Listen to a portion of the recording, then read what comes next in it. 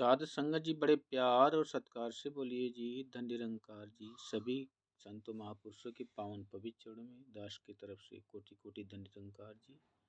सतगुरु माता सुदीक्षा शविंदर हरदेव जी महाराज की जय। निरंकारी राजमाता गुरु बचन अवतार की जय। साध संगत जी आज आपको दास आप सभी को गीता के अध्याय 4 श्लोक में भगवान के कहते कथन को दर्शाते हैं। ले चलते हैं आपको गीता अध्याय 4 में। इमं विवस्वते योगम प्रोक्तवान अहम अव्ययम विवस्वान मनवे प्राह मनु इच्छाक्वे अब्रवीत। श्री भगवान बोले, मैंने इस अविनाशी योग को सूर्य से कहा था, सूर्य ने अपने पुत्र वैवस्वत मनु से कहा और मनु ने अपने पुत्र राजा इच्छाकु से कहा। एवं परंपरा प्राप्तम इमं राजर्ष्यं विदुः स कालेन इह महता योगः नष्टः परंतप। हे परंतप अर्जुन, इस प्रकार परंपरा से प्राप्त इस योग को राजर्षियों ने राजा जाना, किंतु उसके बाद वह योग बहुत काल से इस पृथ्वी लोक में लुप्त हो प्राय हो गया। सह एवं अयमया ते अद्य योगः प्रोक्त पुरातनः भक्त अस्मे सखा च इति रहस्यम ही एतत् उत्तमम्। तू मेरा भक्त और प्रिय सखा है, इसलिए वही यह पुरातन योग आज मैंने तुझको कहा है, क्योंकि यह बड़ा ही उत्तम रहस्य है, अर्थात गुप्त रखने योग्य विषय है। साथ संगत जी यहाँ पे बहुत ध्यान देने वाली बातें हैं कि इस निरंकारी मिशन में भी इस ज्ञान को जब भी सदगुरु के द्वारा बख्शिश होती है तो इसे 5वें प्रण में कहा गया है कि ज्ञान को गुप्त रखना है, खोलना नहीं है किसी के सामने बिना सतगुरु की आज्ञा से। वही शब्द यहाँ देखिए गीता में बताया गया। भगवान ने अर्जुन को कहा कि ये गुप्त रखने का विषय है, इसे उसी ही बताया जा सकता है जो इसका अभिलाषी है, जो इसका इच्छुक है, जो इसका चाहने वाला हो। तो अपरम भवत जन्म परम जन्म विवस्वत कथम एतत् बीजानियाम त्वम आदो प्रोक्तवान इति। अर्जुन बोले, आपका जन्म तो अवार्चीन अभी हाल का ही है और सूर्य का जन्म बहुत पुराना है, अर्थात कल्प के आदि में हो चुका था। तब मैं इस बात को कैसे समझूं कि आप ही ने कल्प के आदि में सूर्य से यह योग कहा था।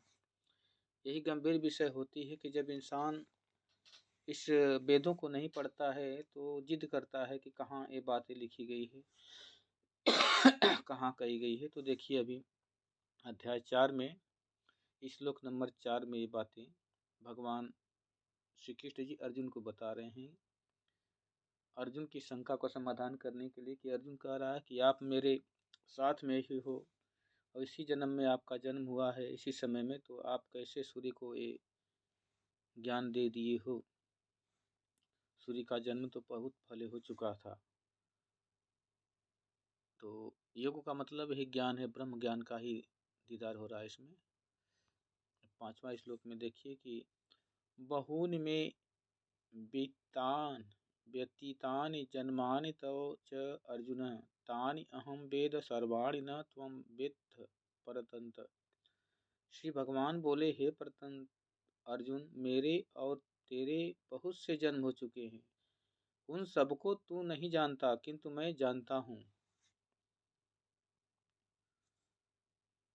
अज अज अपि सन अव्यतात्मा भूतानाम ईश्वर अपि सन प्रकृति स्वाम अधिष्ठाय संभवामि आत्ममाया। मैं अजन्मा और अविनाशी स्वरूप होते हुए भी तथा समस्त प्राणियों का ईश्वर होते हुए भी अपनी प्रकृति को अधीन करके अपनी योग माया से प्रकट होता हूँ।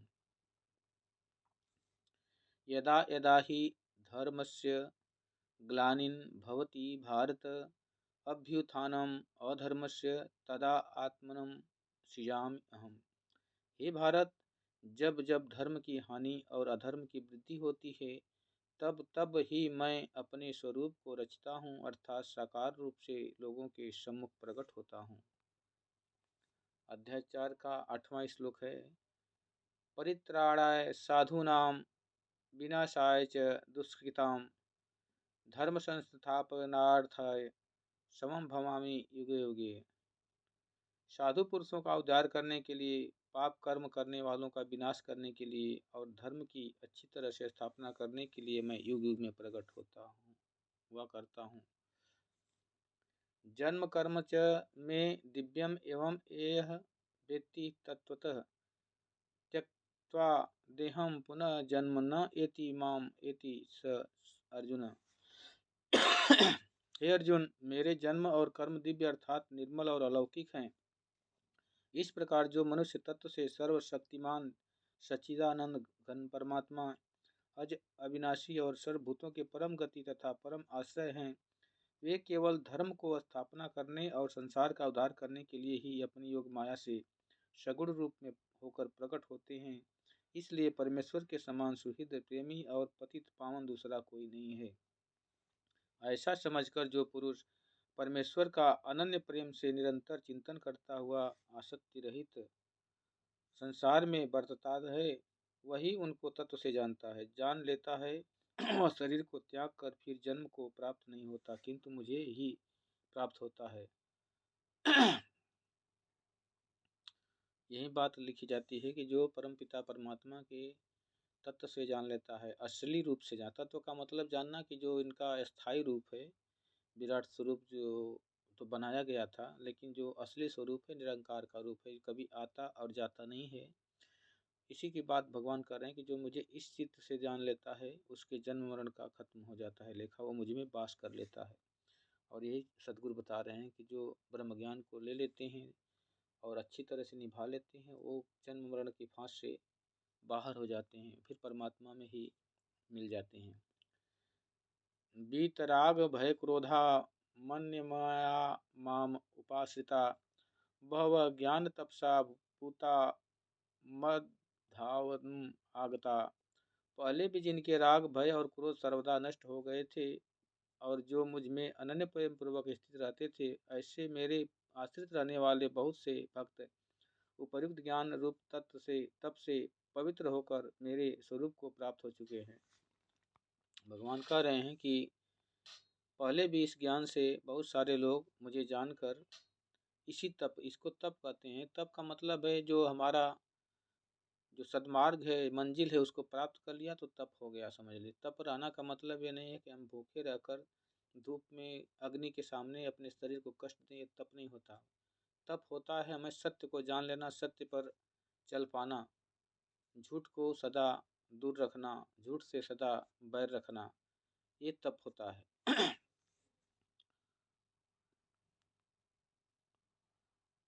ये यथा माम प्रपद्यन्ते तान तथा एव भजामि अहम मम वक्त्रम अनुर्वन्ते मनुष्याम पार्थ सर्वश। हे अर्जुन, जो भक्त मुझे जिस प्रकार भजते हैं, मैं भी उनको उसी प्रकार भजता हूँ, क्योंकि सभी मनुष्य सब प्रकार से मेरे ही मार्ग का अनुसरण करते हैं। कांक्षन्त कर्मणा सिद्धिम यजन्ते इह देवता क्षिप्रवम ही मानुषे लोके सिद्ध भवति कर्मजा।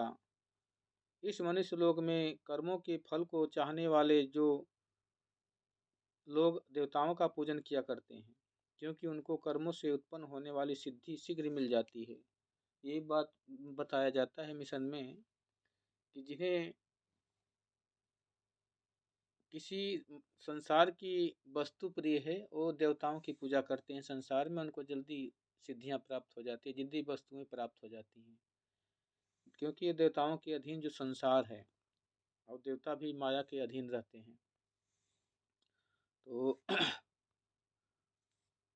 चातुर्वर्ण्यं मया षीडं गुणकर्म विभाग स तस्य कर्तारम अपि माम विद्धि अकर्तारम अव्ययम्। ब्राह्मण, क्षत्रिय, वैश्य और शुद्र, इन 4 वर्णों का समूह गुण और कर्मों के विभाग पूर्वक मेरे द्वारा रचा गया है। इस प्रकार उस सृष्टि रचना आदि कर्म का कर्ता होने पर भी मुझ अविनाशी परमेश्वर को तू वास्तव में अकर्ता ही जान। ये करता ही है, परमात्मा सब कुछ करता है पर ये करता है। न माम कर्माणि लिप्यन्ति न मे कर्म फले स्पृहा इति माम यह अभिजानाति कर्मभिः न स बध्यते।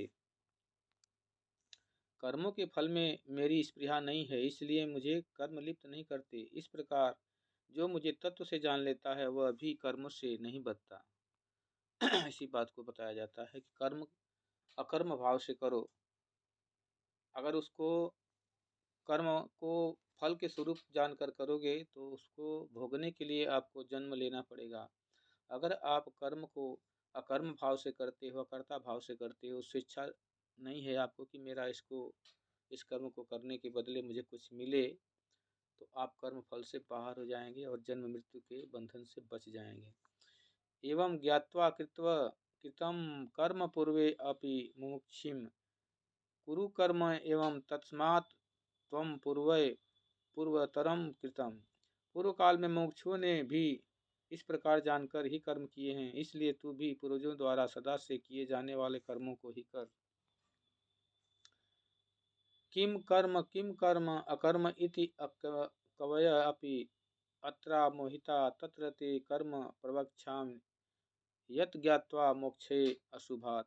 कर्म क्या है और अकर्म क्या है, इस प्रकार इसका निर्णय करने में बुद्धिमान पुरुष भी मोहित हो जाते हैं। इसलिए वह कर्म तत्व में तुम्हें भली भांति समझा कर कहूँगा, जिसे जानकर तुम अशुभ से अर्थात कर्म बंधन से मुक्त हो जाएगा। तो साथ संगत जी दास आज की वीडियो यहीं तक 16 अध्याय तक ही ख़त्म करता है, क्योंकि लंबा वीडियो हो जाएगा तो अपलोडिंग में प्रॉब्लम होता है और समय भी पढ़ने वालों के लिए, देखने वालों के लिए काफ़ी देना पड़ता है। तो अगली जो शेष बैलेंस रहेगा अगली वीडियो में आप लोग को मिलेगा। तब तक के लिए बहुत बहुत धन्यवाद आप सभी का। प्यार से कहिए धन्य निरंकार जी।